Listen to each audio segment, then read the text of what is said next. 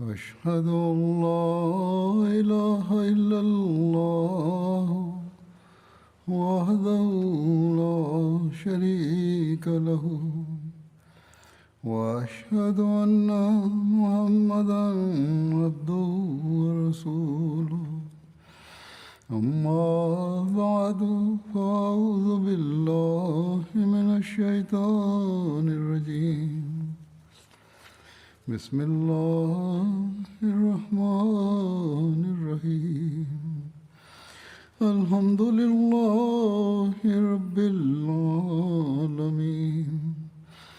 الرحمن الرحيم مالك يوم الدين إياك نعبد وإياك نستعين اهدنا الصراط المستقيم صراط الذين أنعمت عليهم غير المغضوب عليهم ولا الضالين.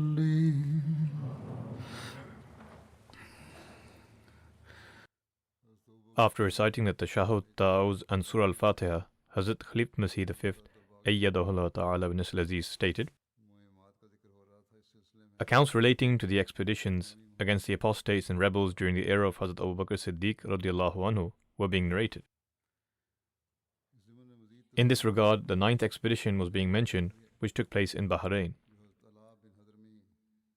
Further details of Hazrat Ala bin Hadrami mobilizing his army towards Hutam are as follows.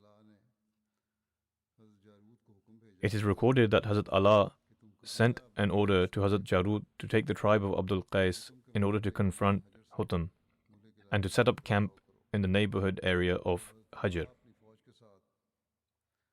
Hence, Hazrat Ala took his army in order to fight Hutam and set up camp in this area. Aside from the people of Darin, all idolaters gathered around Hutam. Likewise, all the Muslims rallied around Hazrat Ala bin Hadrami radiallahu anhu. Both armies dug trenches ahead of them. They would cross the trenches daily, attack the enemy, and then return from the battle and cross the trenches again. The battle was fought in this manner for 1 month.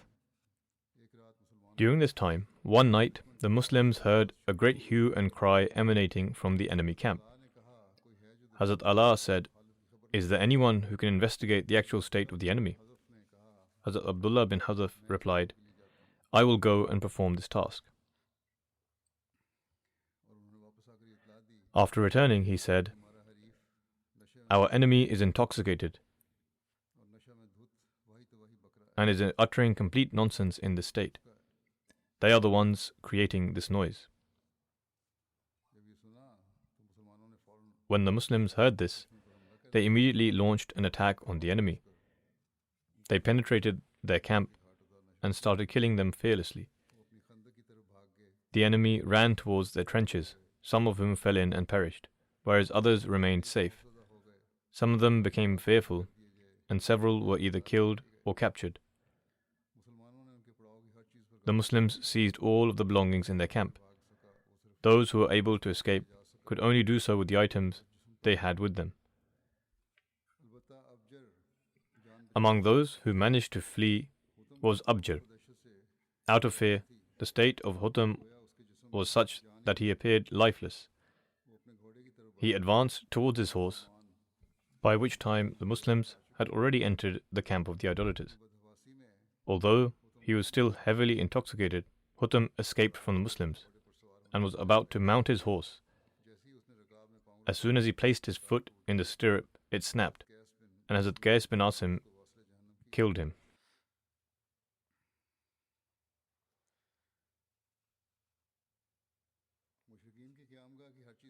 After seizing everything in the camp of the idolaters, the Muslims crossed their trenches and pursued them. Hazrat Qais bin Asim came close to Abjar, but Abjar's horse was stronger than that of Hazrat Qais. He became anxious lest he would escape from him. Hence he struck his spear into the back of Abjar's horse and wounded it. Nevertheless, it is recorded that Abjar managed to escape. In one narration, it is recorded that Hazrat Qais struck Abjar's head and that it pierced his helmet. Following this, Hazrat Qais struck him again in such a manner that it left him bleeding heavily.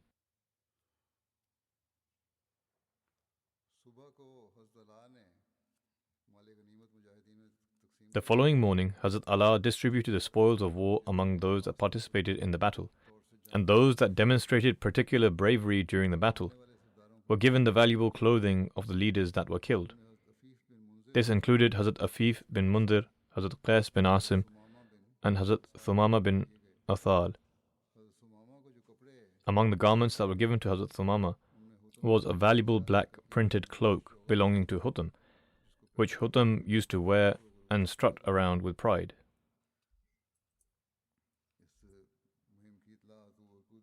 Hazrat Abu Bakr radiallahu anhu was informed of the success of this expedition. Hazrat Allah wrote to Hazrat Abu Bakr informing him of the defeat of those in the trenches and how Zaid and Muammar had killed Hutam. He also wrote in the letter, "Thereafter, Allah the Blessed and Mighty ensured that our enemies' judgment became clouded. He took away all their might by way of the wine which they were drinking that day. We infiltrated, having crossed the trenches, and found them to be intoxicated. We slayed them all save a few. Thus Allah disposed of Hutam." Hazrat Allah gained control of Hajar and the surrounding areas. But many of the local Persians remained in opposition to the new government.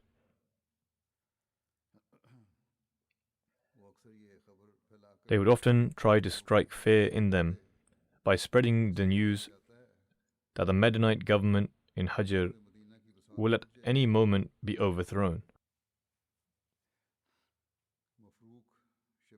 and that Mafruq Shaybani was bringing the armies of his people from Taghlib and Namir.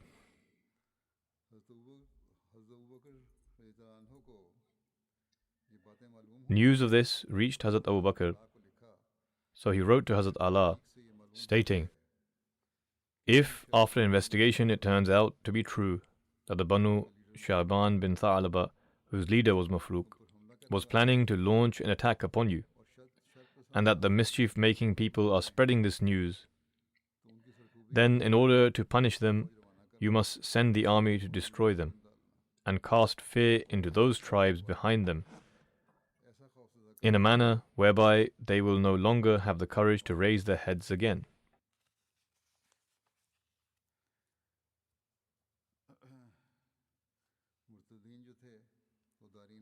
The apostates gathered in Dareen.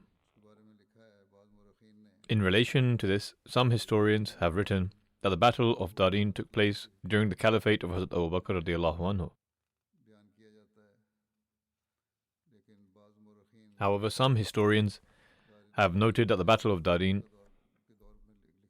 took place during the time of Hazrat Umar. In any case, the apostates gathered at this place. Dareen was an island in the Persian Gulf, situated a few miles away from Bahrain. Christian families had settled there. Having been routed by Hazrat Allah, a large part of the defeated rebels who escaped boarded ships to Dareen, whilst others returned to their own tribes. Hazrat Allah bin Hadrami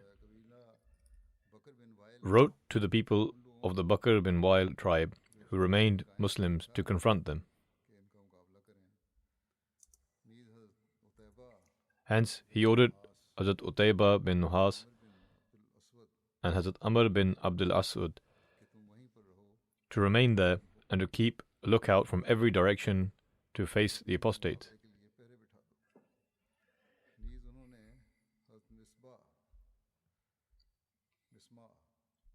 He ordered Hazrat Misma to himself go forth and confront the apostates. He also ordered Hazrat Khasafa Taimi and Hazrat Muthanna bin Haritha Shaybani to go and confront the apostates.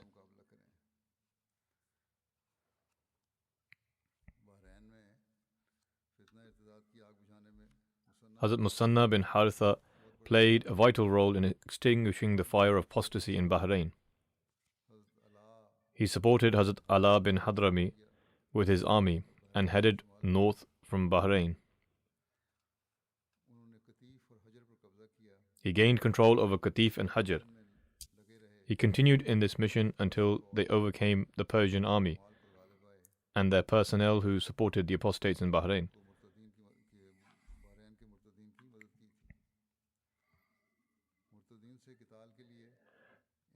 In order to confront the apostates, the local people who remained firm upon Islam joined the army of Hazrat Ala bin Hadrami.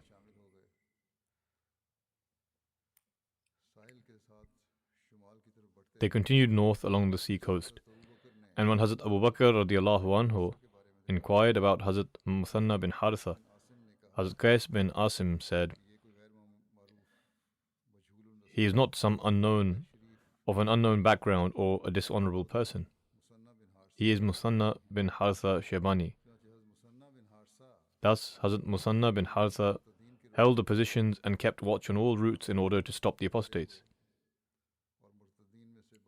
Some of the apostates repented and accepted Islam, which was accepted of them, whilst others refused to repent, persisting in their apostasy, and so they were refused permission to return to their homelands. They therefore returned on the path where they came from until they reached Darin by boat. In this manner, Allah gathered them all in one place.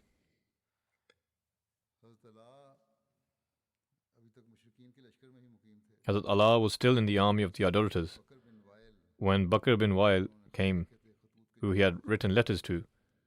The reply of those letters were received, and it became clear that they would follow the commandments of Allah and act in accordance to it. When Hazrat Allah learnt of this positive news, i.e. that they were Muslims and were not going to rebel or fight, and he was convinced that after his departure the people of Bahrain will not face any untoward incidents, he said that all of the Muslims should head towards Darin. And thus he invited them to join them on the expedition to Darin.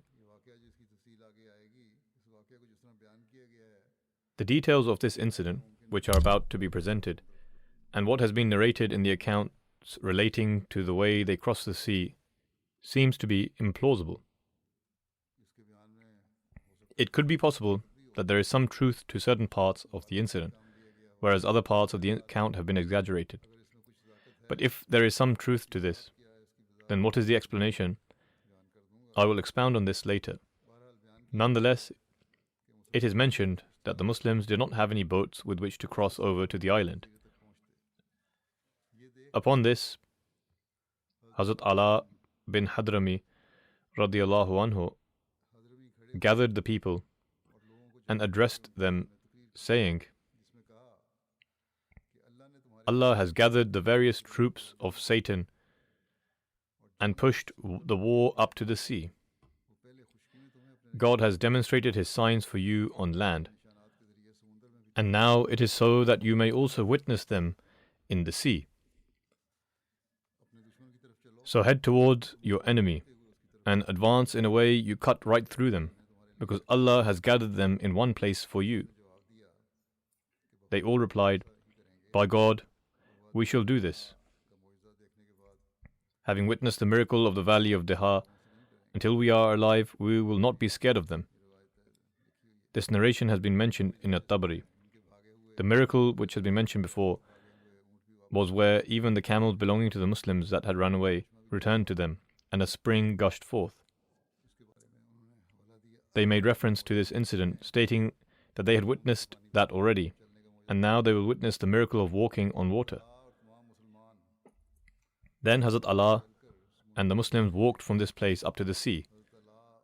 Hazrat Allah and his comrades were beseeching God by reciting, Ya Arhamar Rahimin, Ya Kareem, Ya Halim, Ya Ahad, Ya Samad, Ya Hay, Ya Muhyi al-Maut, Ya Hayyu Ya Qayyum, La ilaha illa anta, Ya Rabbana. Meaning, O most merciful of those who show mercy, O benevolent one, O most forbearing, O God, who is one, the independent and besought of all, the living and the one who grants life to others and those who are dead. O God, who is living and grants life to others, the self-subsisting and self-sustaining. There is none worthy of worship except you, O our Lord. Nonetheless, it is narrated that Allah told all members of his army to recite this prayer and to put their mounts in the sea. Thus, following suit of their commander-in-chief Hazrat Allah bin Hadrami, the Muslims mounted their horses, donkeys, camels and mules and entered the sea. And owing to the power of God, they crossed the gulf without any harm. It seemed as though they were walking on soft sand on which water had only been sprinkled, so that the feet of the camels did not sink. Nothing of the Muslims was lost in the sea. It is mentioned that a small bundle of the Muslims was lost, but that was picked up by Hazrat Talha. Nonetheless, it is mentioned in narrations that they crossed from the shore to Darain, which usually would be crossed by boat over a period of 1 day and 1 night. Yet this army crossed it in 1 day in a very short space of time.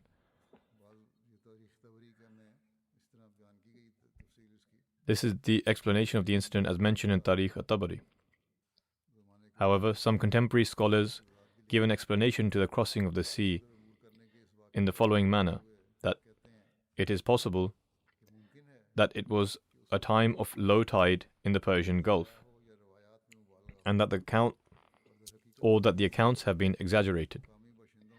It is possible that the Muslims managed to procure boats from the local residents, and using them they managed to cross the sea.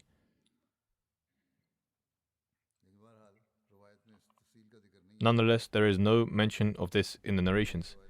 Different people have quoted this narration and have mentioned the crossing of the sea. Regardless, there is no doubt that the Muslims reached Darain. How they reached there, Allah knows best. With regards to miracles in general, in his commentary of the Holy Quran, Hazrat Muslim Maud radiyallahu anhu has written a fundamental principle which can serve as a guide for this, which was in relation to the incident of Prophet Moses, peace be upon him. I will mention that incident. Hazrat Muslim Maud radiyallahu anhu has written about the splitting of the sea during the journey of Moses, peace be upon him, which has been recorded in the Holy Quran. Expanding on this incident, Hazrat Muslim Maud radiyallahu anhu states, the circumstances surrounding the incident as mentioned in the Holy Quran is that the Israelites were making their way towards the Holy Land when the army of Pharaoh caught up with them. Upon seeing them, the Israelites became apprehensive that they will now certainly be caught. However, Allah the Almighty bestowed solace upon them through Moses and informed him to strike his staff in the sea, which resulted in a path being created in the sea.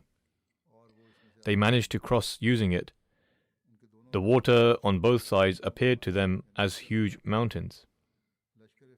Pharaoh's army chased after them.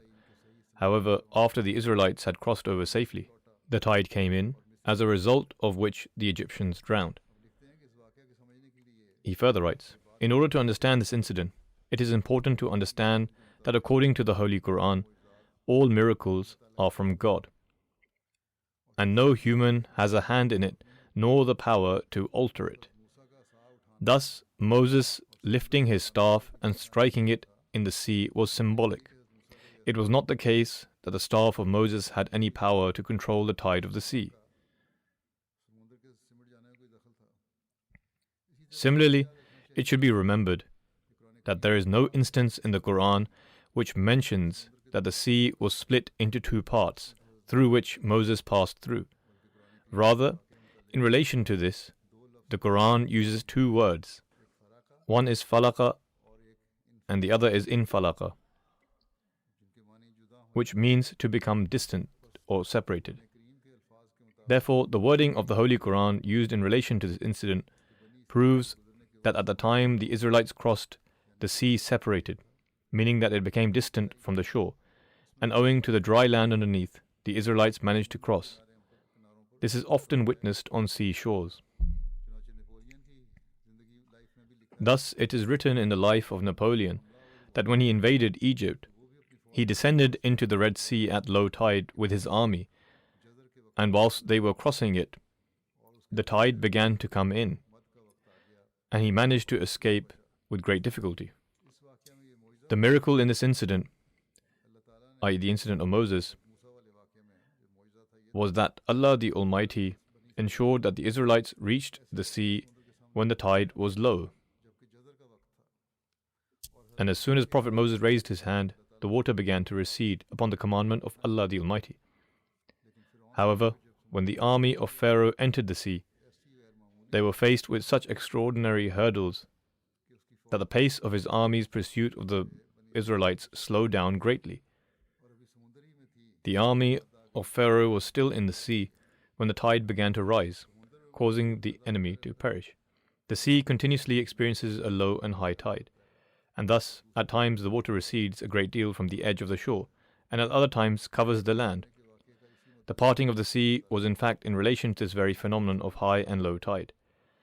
When Prophet Moses passed through the sea, the tide was low, and the water had gone away from the shore.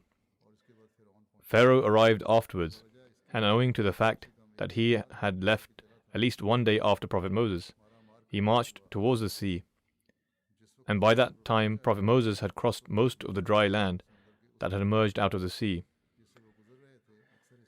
Upon seeing them crossing the sea, Pharaoh quickly took his chariots into it.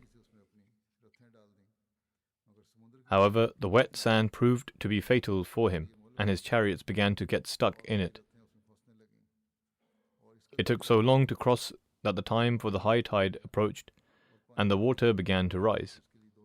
Now both scenarios were difficult for him. They could neither go further ahead nor turn back. Consequently, the sea engulfed them from all sides, and he, as well as many of his companions, perished at sea. Since it was a time for the high tide, and the water was rising towards the shore, the water pushed their bodies towards the land. In any case, the Muslims also managed to somehow reach Darin. And as I mentioned, it is possible that they also experienced a similar incident of the high and low tide phenomenon. Upon reaching Darin, an extremely intense battle ensued between the Muslims and the rebel apostates, and all of the rebels were killed. Not a single person escaped who could even relay the news of what had transpired. The Muslims captured their women and children as prisoners, and also seized their wealth.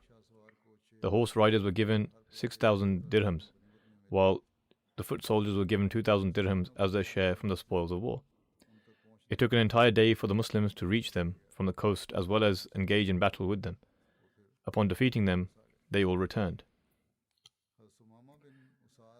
With regards to the incident of Hazrat Thumama bin Uthal's martyrdom, it is written that Hazrat Ala bin Hadrami brought everyone back, except for those who desired to remain there.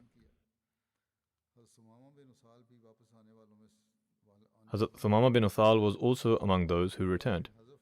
Abdullah bin Hazaf relates that they were gathered at a water spring of the Banu Qais bin Thalaba, and the people of the tribe saw Hazrat Thumama wearing the cloak belonging to Hutam.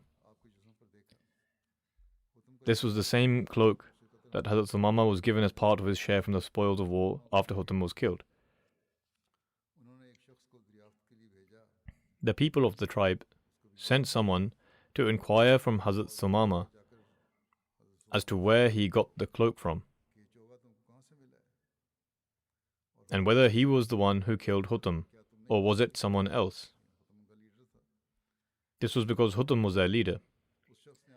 The person went and inquired from Hazrat Thumama about the cloak, and he told him that he received it from the spoils of war. He then asked whether he was the one who killed Hutam. Upon this, Hazrat Thumama said that he did not kill Hutam, although it was his desire to kill him. The person then asked Hazrat Sumama where he got the cloak from, and Hazrat Sumama replied that he had already told him that he received it as part of the spoils of war. This individual then returned to the people of his tribe and informed them of his conversation with Hazrat Sumama. Following this, they all surrounded Hazrat Sumama and alleged that he was the one who killed Hutam. Hazrat Sumama stated that they were lying and that he did not kill him. But nevertheless, he did receive Hutam's cloak in his share from the spoils of war. They replied that the individual who killed someone in battle is the one who then acquires his possessions as well. Hazrat Sumama explained that the cloak was not worn by Hutam, but was instead found on his mount or from among his provisions. However, the people continued to claim that he was lying and then martyred him. In relation to the 10th expedition that was sent against the apostate rebels, it is written that it was led by Hazrat Suwaid bin Muqarrin. Hazrat Abu Bakr radiallahu anhu gave one flag to Hazrat Suwaid bin Muqarrin and instructed him to go to Tihama in the region of Yemen.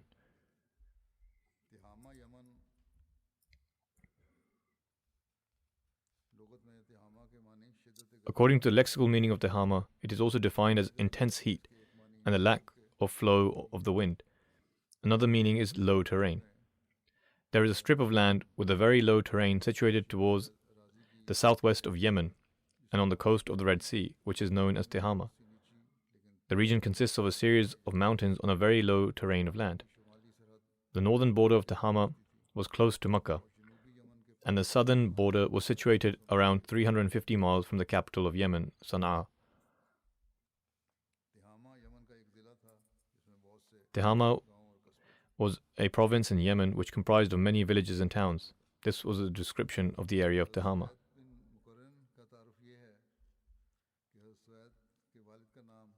In introduction to Hazrat Suwaid bin Muqarrin is as follows. Hazrat Suwaid's father was Muqarrin bin Aiz and belonged to the Banu Buzayna tribe, and his title was Abu Adi, and it is also reported as Abu Amr. Hazrat Suwaid bin Muqarrin accepted Islam in 5 Hijri and participated alongside the Holy Prophet in the Battle of Khandaq and all the subsequent battles. He was the brother of Hazrat Nu'man bin Muqarrin, who achieved great feats in the battles against the Persians.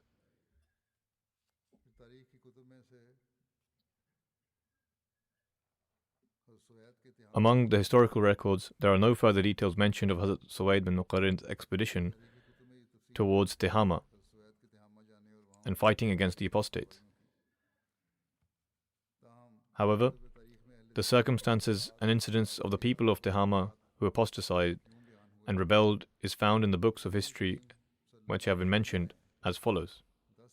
After Hajjatul Wada in 10 Hijri, the Holy Prophet ﷺ appointed various people to collect zakat in the region of Yemen. The Holy Prophet divided the region of Yemen into 7 areas and appointed Tahir bin Abu Hala in Tihama. Apart from some Arabs of ordinary standing, 2 prominent tribes dwelled there, Ak and Ashar. It is written in Tariq al-Tabari that Hazrat Attab bin Usaid and Hazrat Usman bin Abul As were among the first people to inform Hazrat Abu Bakr that the apostates in their area had launched an attack against the Muslims. As mentioned previously, that these people did not just merely apostatize, but they would go on to attack and fight against the Muslims. And the same situation was taking place there as well. Hazrat Attab sent his brother Hazrat Khalid to crush the rebellion of the people of Tihama. In Tihama, a large group from among the Banu Mudlij tribe, as well as various tribes from Khuza'a, Ganana, had become apostates and gathered to fight against the Muslims under the leadership of Jundub bin Salama, who belonged to the people of Banu Shanub, which was part of the Banu Mudlij tribe. The 2 armies clashed, and Hazrat Khalid bin Usaid defeated the apostates, and they all dispersed, and many of them were killed. Most people who were killed belonged to the Banu Shanub, and after this incident, they were left with very few in number. Through this incident, They were also able to eradicate the rebellion from the area of Hazrat Atab, and Jundub fled from there, but later re-entered the fold of Islam.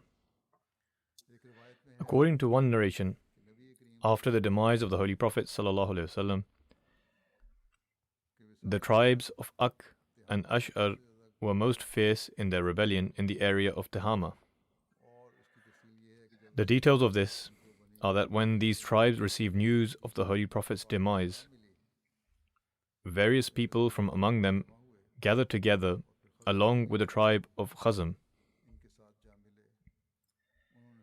They set up camp in Alab, which was towards the coast.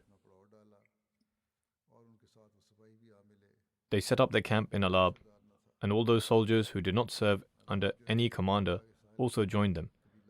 Alab is a place situated between Makkah and the coast, where Ak tribe resided. Hazrat Tahir bin Abi Hala informed Hazrat Abu Bakr of the development and left in order to crush the rebellion. He informed Hazrat Abu Bakr about his departure as well.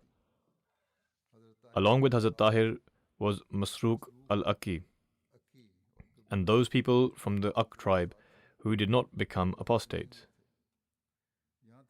They reached Alab, where a fierce battle ensued, and Allah the Almighty granted them victory over the enemy. The Muslims killed them with ease. The stench from the dead bodies spread across far and wide, and Allah granted the Muslims a magnificent victory. Whilst mentioning the events that took place in Tihama, a historian writes, "The first and foremost on the list of those who suppressed the tide of rebellion in Tihama, the homeland of the tribes of Ak and Ashar, was Tahir bin Abi Hala, who was appointed as the governor of Tihama on behalf of the Holy Prophet ﷺ. Then Hazrat Abu Bakr radhiyallahu anhu instructed Ukasha bin Thaw to settle in Tihama and gather its residents and await further instructions from him.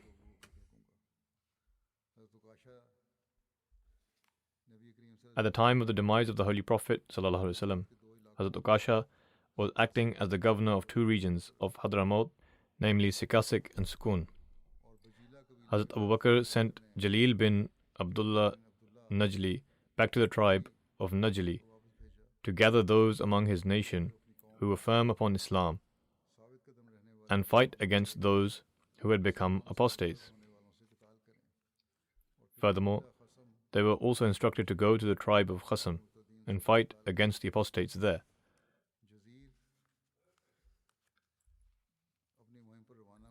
Jazir set off on his expedition and then fulfilled the instructions given to him by Hazrat Abu Bakr. Only but a few people came to challenge him. He killed most of them and the rest fled and scattered. Currently, I am speaking about the expeditions that took place. In the future, God willing, I will continue from the 11th expedition. At this time, I would like to make mention of some deceased members.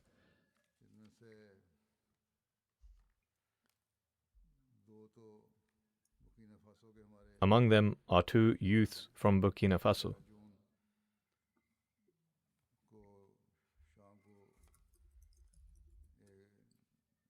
On the evening of 11th June, the Dori region in which they resided was attacked by extremists.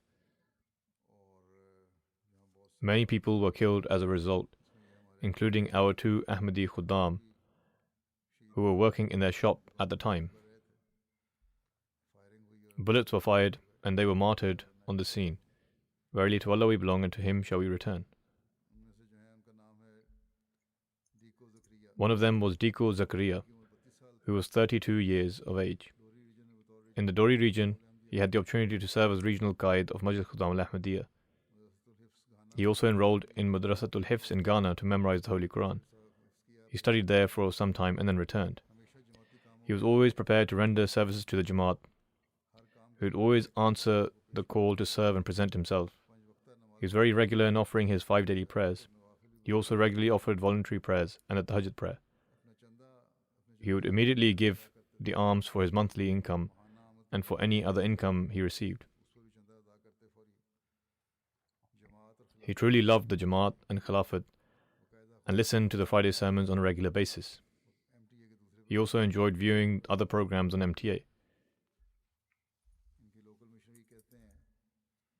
The local missionary there says that he ardently desired to meet the Khalifa of the time and eagerly awaited the moment that he could do so. The Muallim there has written to me that he was an exemplary khadim. He is survived by his wife, 2 daughters and 1 son. The second martyr is Diku Musa Sahib, who was 34 years of age. At the time, he was Qaid Majlis Khuda Namdi of his local chapter, Sitinga. He was most active in participating in all the Jamaat events in his local chapter and would encourage others to participate as well. He was regular in offering the prayers and giving alms. There was no mosque in his local chapter, and so he was trying to locally build a shaded area where prayers could be offered. He also wrote letters to me regularly. He would host and entertain anyone who has travelled there from the capital. He would accompany them and help them in their work. He is survived by 2 wives and 3 daughters. May Allah the Almighty grant them forgiveness and show them mercy and elevate their status.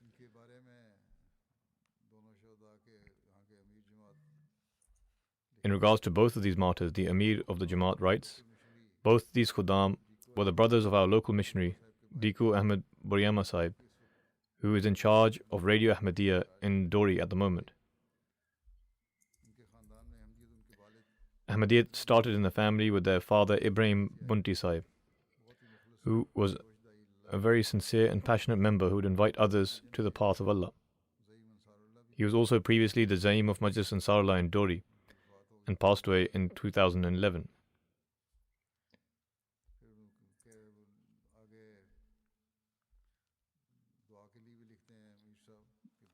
The Amir of the Jamaat further writes for prayers for the terrorist attacks that have been taking place in Burkina Faso since 2015. The northern region of the country has seen great destruction. More than 2 million people have been displaced from their homes. May Allah the Almighty establish peace there. The social and political climate of the world today is increasing the chances of terrorism. Only Allah the Almighty can bestow His mercy upon mankind and grant them wisdom.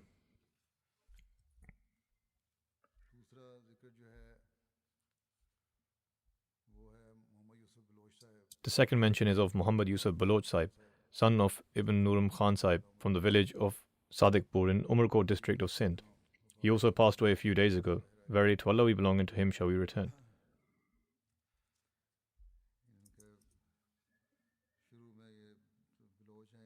He is a Baloch and originally from Dera Ghazi Khan, which was also his birthplace. His family accepted Ahmadiyyat through the efforts of Hazrat Maulana Ghulam Rasul Rajiki Sahib in 1934. After the establishment of Pakistan, he migrated to the land acquired under the Tahrik-e-Jadid scheme, namely Sadikpur in Umarkot.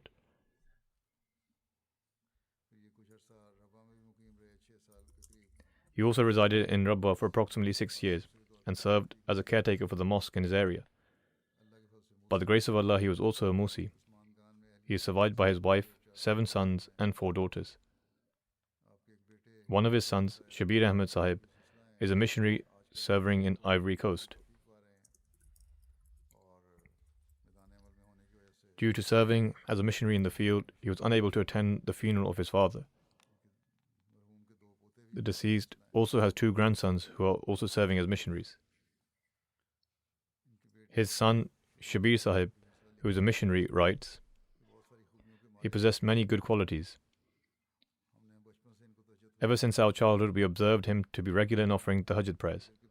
Every day following the Fajr prayers, he would recite the Holy Quran aloud. His love for Khilafat was boundless. He further states, whenever I would visit my home, he would call me and tell me to remember 2 things from him: to always remain loyal to Khilafat and to duly fulfill my life dedication. He further says, he was very hospitable. He would bring people he met outside to his home. Many people from among the Jamaat, including Hindus, came to offer condolences for him and spoke very highly of him. They said that it was as if their father has passed away, because he would offer immense help to the poor.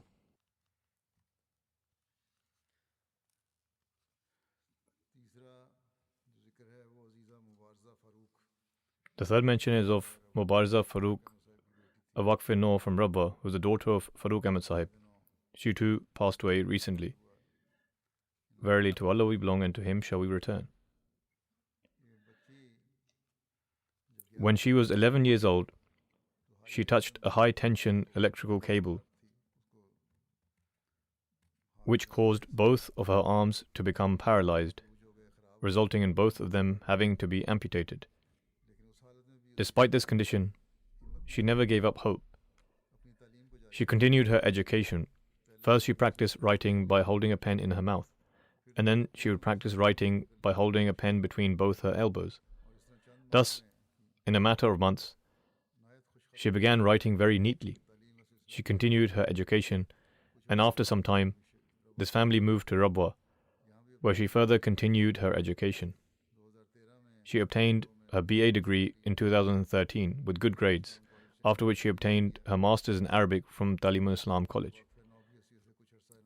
She served in the Tahirat Institute for some time in her capacity as a Waqf-e-Nau.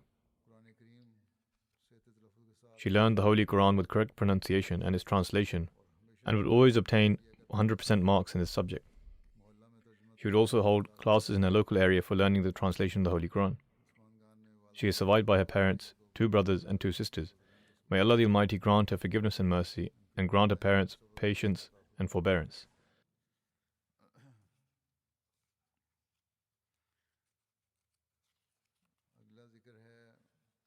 The next mention is of respected Anzumana Batara Sahib, who was a local missionary of the Ivory Coast in the area of Masadogo. He too passed away recently.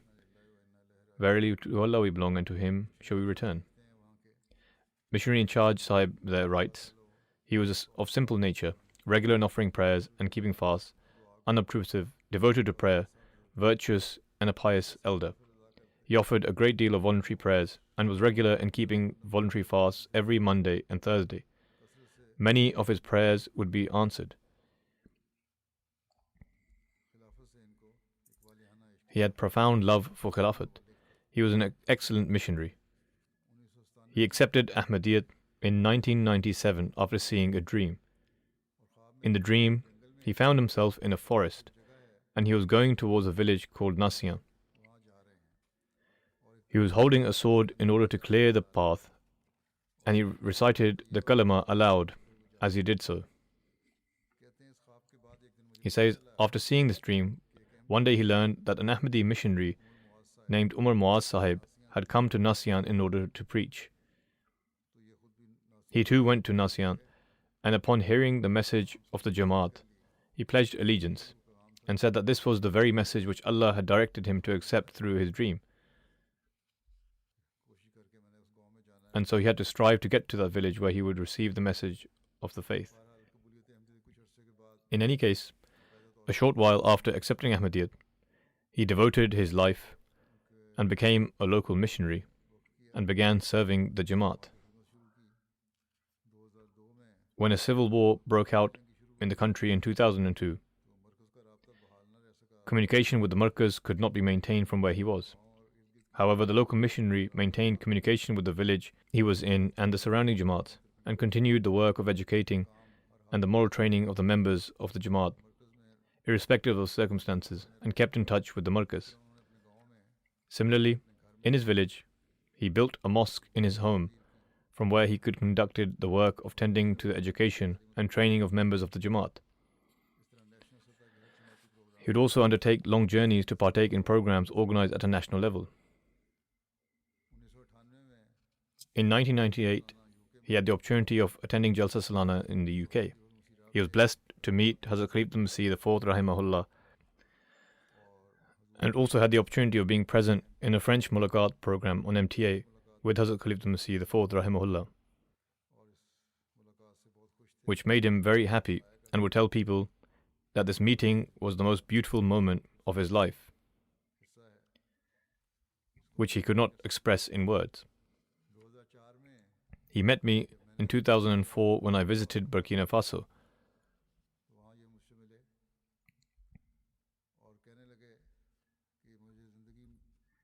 He said that his meeting with me was because of the fact that he had been granted a new life, and that it was because of my visit that Allah the Almighty bestowed His blessings upon him, the bounties of which he was reaping. He said that 2 months earlier he had been severely ill to the extent that his family thought that those were his last moments. At the time he saw me in a dream and saw me running my hand over his head, and he says that within his dream he felt as if the entire sickness was leaving his body. He says that when he woke up, it so happened that the illness had disappeared and his health was restored. In any case, when I was visiting there, he asked me to physically fulfill what he had seen in his dream and moved his head forward so that I may pass my hand over it, and was very happy upon this. He had a relationship of complete loyalty to Khilafat.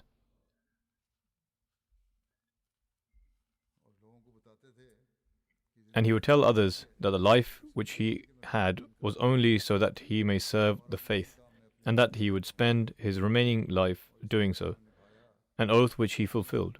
He lived to the age of 94 and was active and healthy until his last day. Despite his old age, he would go on tours of neighboring Jamaats on his own. He met me a second time as well in 2008 when I went to Ghana. He also went there and took part in the Jubilee Jalsa, upon which he was very happy.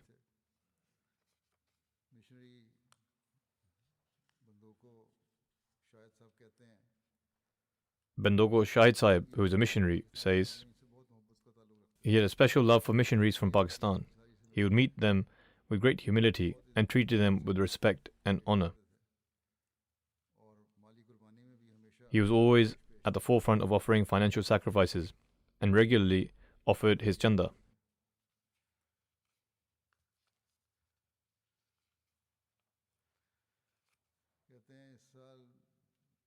He says, when I went to visit his village this year at the end of January, the local missionary told me that he was departing this year. I asked him whether he was traveling somewhere. He replied, saying that he would depart from this world because he was very happy this year. The missionary says, he then said that he spent his entire life working for the sake of Allah. He had firm conviction in Allah the Almighty and was going to Him to get his salary. A week before his passing, he told his family that he had a week-long contract remaining with Allah the Almighty. He says, on the next Friday, a week later, he woke up in the morning and as per his routine, before the Tahajjud prayer, he performed the ablution. He had just completed his ablution when he went and met his Creator after he felt dizzy and fell. Hence, there are also such selfless people filled with loyalty and sincerity residing in far-off countries who Allah the Almighty has granted to the community of the promised Messiah ﷺ, and they are spreading the message of Islam to the world. May Allah the Almighty continue to grant the Jamaat such selfless people who are ready to serve. He is survived by 5 sons and 6 daughters, all of whom are Ahmadis by the grace of Allah the Almighty. May Allah the Almighty grant them steadfastness and enable them to follow their father's footsteps. After the Friday prayers, I will lead the funeral prayers in absentia for all these members.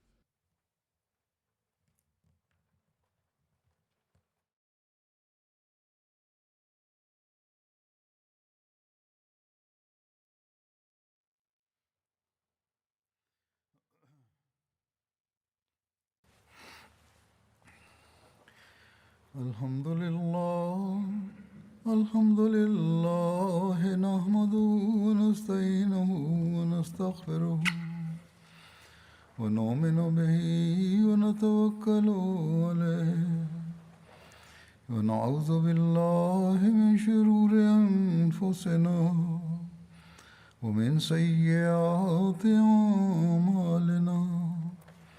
من يهده الله فلا مضل له ومن يضلل فلا هادي له ونشهد أن لا إله إلا الله ونشهد أن محمدا عبده ورسوله عباد الله رحمكم الله إن الله يأمر بالعدل والإحسان وإيتاء ذي القربى وينهى عن الفحشاء والمنكر والبغي يعظكم لعلكم تذكرون اذكروا الله يذكركم وادعوه يستجب لكم